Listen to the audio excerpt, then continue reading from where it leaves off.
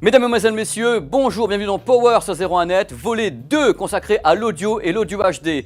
Pour débuter, un grand merci car le volet 1 a connu un succès incroyable. Je pense d'ailleurs, d'après ce qu'on m'a dit, que c'est le volet qui avait connu le plus de succès après l'Overboard sur 01net TV. Donc merci.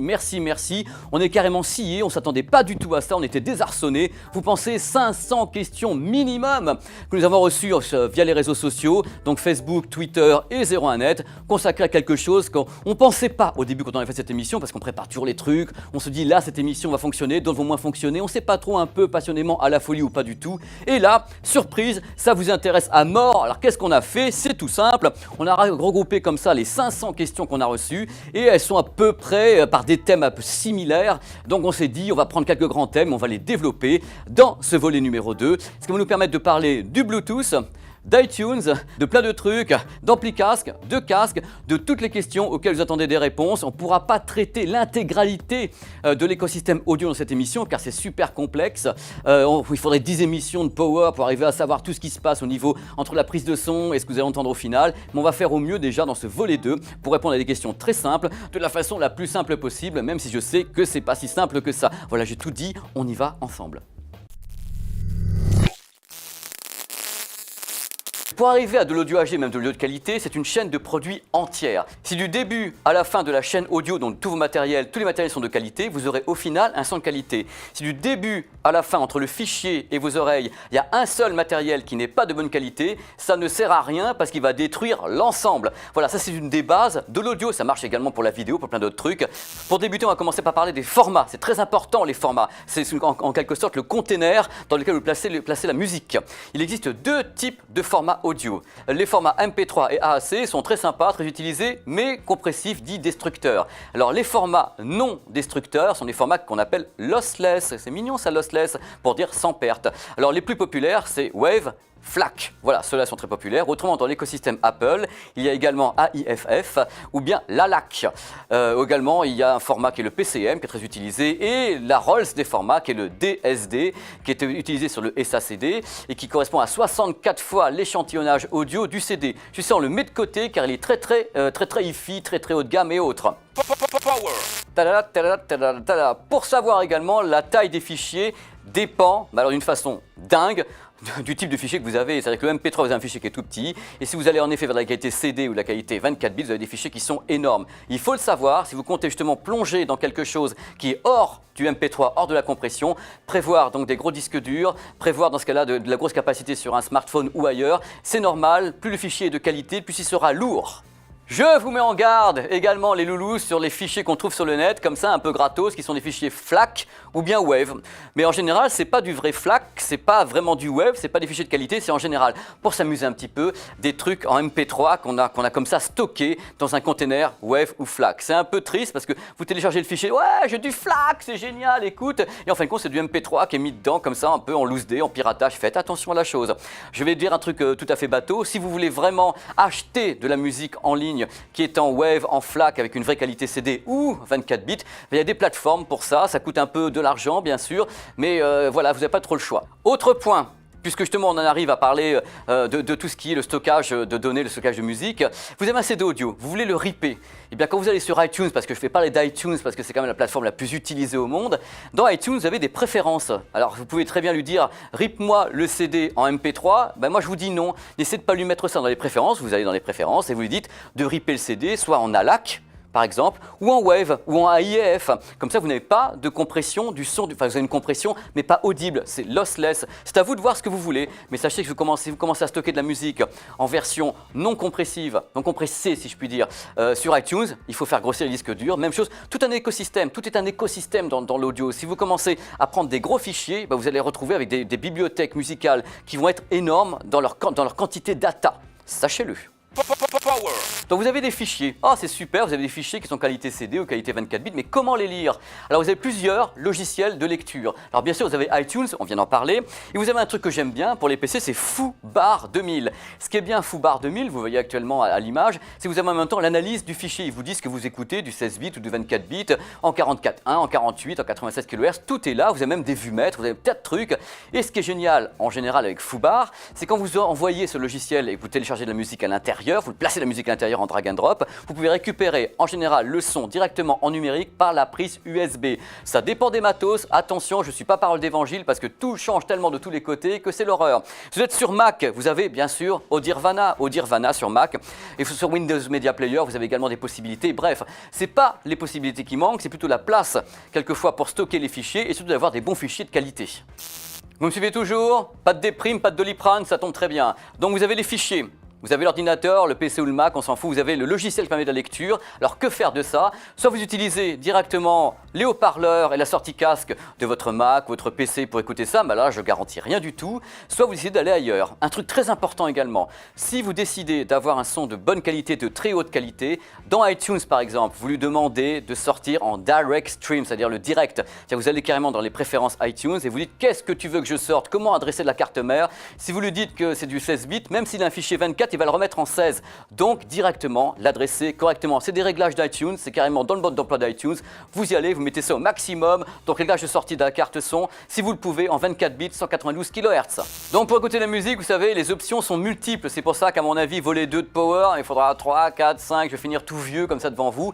Il y a le cas de AirPlay. Alors AirPlay, c'est quand même une merveille ce truc. Ça permet d'envoyer un stream de musique en Wi-Fi, en PC, ou en Mac, c'est-à-dire que si vous envoyez un stream vers des smartphones, vers tout ce que vous voulez, vers iPhone, vers l'écosystème Apple, il n'y a pas de problème là-dessus. Par contre, sachez un truc, c'est que AirPlay n'est pas compatible 24 bits, mais est compatible qualité CD, c'est-à-dire 16 bits, 44,1 kHz, ce qui est déjà génial. Donc déjà on peut s'émanciper de la qualité MP3 et passer donc en Wi-Fi, en AirPlay avec une qualité CD, c'est sublime. Autre petite chose en Power, volet 2 de l'audio HD, le Bluetooth, le sacro-saint Bluetooth. Moi je l'adore le Bluetooth. Alors vos questions, j'en ai eu des wagons. Est-ce que quand j'écoute en Bluetooth, le son est mieux qu'en fil? Est-ce que quand j'écoute en Bluetooth, le son est audio HD? Bon, on va remettre les choses à plat tout de suite. Le Bluetooth ne permet pas actuellement d'avoir un son en qualité CD réellement, bien sûr pas en qualité audio HD. On explique pourquoi. Le Bluetooth est limité dans son débit, dans sa version normale, à 368 kbps, c'est-à-dire que même si vous avez un smartphone qui contient un fichier en qualité CD, quand le smartphone va l'envoyer en Bluetooth à un casque ou à une enceinte compatible, il va effectuer une compression pour le faire passer dans le Bluetooth et hop, direction le casque ou l'enceinte. Mais attention, le Bluetooth est une norme qui évolue beaucoup. Il y a déjà le Bluetooth aptX. Alors aptX, c'est un algorithme qui permet de conserver la qualité CD pendant le transfert en Bluetooth vers un casque. Mais attention, il faut que le smartphone soit compatible Bluetooth aptX et que l'enceinte et le casque qui reçoit le signal en Bluetooth soient également compatibles aptX. Donc si un des deux n'est pas compatible, vous êtes en Bluetooth normal avec une qualité qui est donc une qualité de musique compressée. De son côté, le fabricant japonais Sony a beaucoup bossé sur le Bluetooth et a créé le LDAC. Alors le LDAC, c'est quoi? C'est un système de compression, enfin un algorithme Sony qui permet, grâce à un matériel LDAC en Bluetooth, d'envoyer de la musique en qualité CD ou en qualité presque 24 bits vers un autre appareil qui est en LDAC. Mais attention, ce système est propriétaire à Sony, il n'existe pour le moment que dans l'écosystème Sony et je ne sais pas si Sony va le vendre à d'autres personnes ou à d'autres marques, j'en sais rien du tout. Donc pour le moment, on a pour le grand public le Bluetooth normal et le Bluetooth aptX avec toutes les restrictions qui vont avec. Donc ça coupe un peu le rêve, hein, mais je vous dis la vérité. De vous à moi, je pense que le Bluetooth va encore beaucoup évoluer dans les années à venir, LDAC de Sony mis à part, hein, et qu'on va arriver vers des formats qui vont avoir, enfin des formats, des algorithmes ou des possibilités qui vont aller beaucoup plus loin, et on pourra dans ce cas-là, peut-être dans 2, 3, 4 ans ou même avant, si tout va bien, pouvoir transférer en Bluetooth de la musique en très très haute qualité vers des appareils Bluetooth, c'est-à-dire des enceintes ou bien des casques en Bluetooth. Bon, vous voyez, c'est pas simple la vie, hein, c'est pas simple la life entre l'AirPlay, le Bluetooth, les restrictions, les débits numériques, les algorithmes. Pour avoir une très très belle qualité, il faut vraiment connaître tous ces petits points et avoir surtout les fichiers de qualité à la base. On va parler 3 secondes du Wi-Fi pour vous dire qu'on n'en parlera pas parce que le Wi-Fi permet des tas de trucs, notamment avec le protocole DLNA de mise en réseau de Wi-Fi avec donc un serveur, un lecteur réseau, des enceintes et autres, mais c'est très très très compliqué. Par contre, il faut savoir un truc, contrairement à l'AirPlay, au système AirPlay, le Wi-Fi DLNA, donc mise en réseau, permet d'aller en 24 bits, 192 kHz dans la maison avec des systèmes compatibles. Mais ça sera pour une autre émission parce que sinon, je vais finir fou, aveugle, déprimé et puis vous aussi surtout. Je ne vous le cache pas. Je ne vous le cacherai pas d'ailleurs plus longtemps. La plupart des questions que j'ai reçues sur les réseaux sociaux concernent les casques. Non pas les baladeurs ou les smartphones, les casques. Vous vous êtes posé des questions et vous avez raison. Est-ce que mon casque est de bonne qualité? Est-ce que mon casque peut recevoir une qualité CD? Est-ce que mon casque est compatible audio 24 bits? Il faut savoir bien sûr que vous me posez cette question, que vous avez acheté un petit casque pas trop cher. Je suis obligé de vous dire que non, ça ne va pas le faire. D'abord les casques, je le rappelle dans cette émission, un casque réellement, enfin un casque est analogique, donc avec la prise jack, un casque qui est 24 bits, ça n'existe pas. Soit le casque est de très bonne qualité avec des belles performances, donc une bande passante, une sensibilité extraordinaire, avec en même temps un bon rapport signal-bruit, soit ce casque est de très bonne qualité, il pourra être bon avec tout, c'est-à-dire même avec un fichier MP3, il vous donnera le meilleur. Donc si vous le balancez bien sûr une source de très belle qualité, il sera encore meilleur. Donc il ne faut pas hésiter, je le redis encore et toujours, il ne faut pas hésiter à acheter un excellent casque, mettez un peu d'argent de côté s'il le faut, achetez ça en premier, vous avez des très bons casques avec des marques de hi-fi, vous avez aussi des bons casques, même on dit toujours que je ne parle pas de Beats Audio, c'est vrai, j'en parle pas beaucoup, mais il y a le modèle Studio de Beats Audio qui est très très bon. Bref, n'hésitez pas à acheter un casque de haute qualité, tapez dans les marques de hi-fi, parce que là vos oreilles vous diront toujours merci. Donc les conseils de Power, pour ne pas se prendre la tête, pour avoir directement un son de qualité sans débourser des 1000 et des 100, achetez un petit baladeur compatible audio HD, si vous le pouvez, ou compatible qualité CD, donc en 16 bits 44.1. Il y a des modèles très bien chez Cowan, par exemple, en qualité CD. Des petits baladeurs audio HD, on en trouve à partir de 99 € ou 199 € pour les premiers prix de trucs assez cossus chez Sony, entre autres, ou bien chez FiiO. Vous avez le iBasso qui est très très bon. C'est un petit baladeur. Ce qui est bien avec le petit baladeur, c'est que vous pouvez très bien prendre un fichier de votre ordinateur, le mettre sur le baladeur, sans vous occuper d'avoir un DAC à part, enfin un convertisseur à part, des trucs comme ça. C'est très très simple. Le baladeur, vous achetez un bon petit casque, vous le mettez dessus et hop, vous dégustez. Ce qui est bien, le baladeur, en plus, quand il a votre fichier dessus, c'est un disque dur. Vous rentrez chez vous le soir, la sortie casque, vous la mettez par exemple sur votre petite chaîne hi-fi ou un truc comme ça, et vous avez un son nickel. C'est une solution simple. Je ne dis pas que c'est pas coûteux d'acheter, parce que vous allez avoir minimum pour 500-600 € avec le baladeur plus un très bon casque, mais au moins, vous êtes sûr de ne pas vous prendre la tête. C'est très simple comme tout.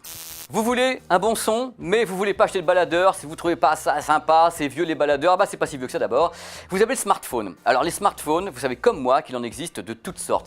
Comme il y a des smartphones qui sont très très bons en vidéo, il y en a qui sont très très bons en son. Il y a des smartphones qui peuvent vraiment prendre la place d'un baladeur sur certains points. Donc ces baladeurs, on va les appeler des audiophones. Voilà, on va faire ça comme ça, on est entre nous, des audiophones, donc des modèles que moi je trouve sympa à l'écoute. Je ne les ai pas tous écoutés. Qu'on soit clair, attention, je vais vous donner quelques noms, mais il y en a plein d'autres, mais je ne peux pas tout écouter, j'ai pas le temps.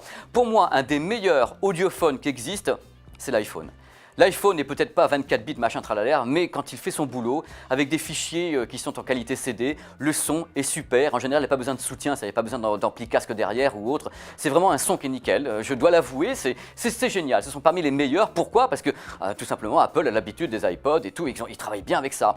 Autrement, dans l'écosystème Android, vous avez des modèles que j'aime beaucoup chez HTC. Ils travaillent beaucoup le son HTC. Ils ont le HTC M8, ils ont le Max et récemment, ils ont le HTC M9, dont on va bientôt parler dans Power, qui est un modèle qui est vraiment nativement 24 bits 192 kHz. Autrement, les petits produits que j'aime bien, il y a le Sony Z3. Sony travaille toujours très très bien l'audio. Il y a le Samsung S5 qui est très très bien. Le Samsung Galaxy Alpha ou bien le Meizu MX4 qui est un bon produit, ou bien encore le Galaxy Note 4. Ce sont des smartphones qui sont vraiment pas mauvais du tout, qui peuvent stocker quelquefois des fichiers en 24 bits, mais même en qualité CD 16 bits normal, ils sont très très bons. Dans le cas où vous avez un smartphone que vous considérez bon vous-même, mais vous avez du mal à motiver votre casque, la solution c'est d'acheter un petit ampli casque que vous mettez au bout du smartphone par l'entrée jack, et hop, le petit ampli casque va donner un petit coup de fouet au son du smartphone. Autre solution avec un smartphone ou même des baladeurs, un casque qui aurait directement à l'intérieur un ampli casque. C'est-à-dire que vous branchez le smartphone là-dessus et vous avez un petit bouton, hop là, comme il est mignon le petit bouton, vous appuyez là-dessus et hop, ampli casque, plus 12 dB. Ce modèle, on va bientôt en parler dans Power, c'est un modèle Blue qui s'appelle Mofi, qui coûte un petit peu cher, mais en plus il est génial, regardez l'architecture. C'est un modèle vraiment très très hi-fi, avec donc ampli casque intégré pour 369 €. Mais c'est une solution complète, posez pas de questions. Quel que soit le petit baladeur que vous mettrez au bout, ou quel que soit le smartphone, lui va amplifier dans le cas où ça va pas. Une solution?